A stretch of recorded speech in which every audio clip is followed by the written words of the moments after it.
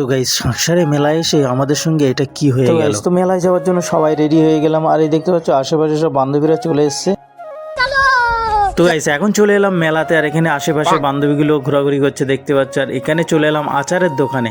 তো আচারের দোকানদার হাতে আচার দিয়ে বললো একটু চেখে দেখো ভাই, তারপর কিনবে। তো আচারটা ঝালের আচার দিয়েছিল, তো খুব ঝাল, কিন্তু আচারটা খুব সুন্দর লেগেছে। তারপরে চলে এলাম এখানে কাপ প্লেটের দোকানে, আর এখানে কত সুন্দর সুন্দর কাপ প্লেট দেখতে পাচ্ছ।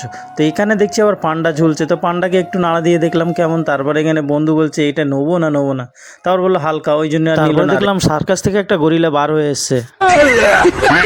তো গাইস তারপরে চলে এলাম নাগরদোলার পাশে। নাগরদোলার পাশে এসে দেখলাম কাপ প্লেটও আছে। তো এই দুটোর মধ্যে কোনটা কার চড়তে ভালো লাগে কমেন্ট করে অবশ্যই জানাবে।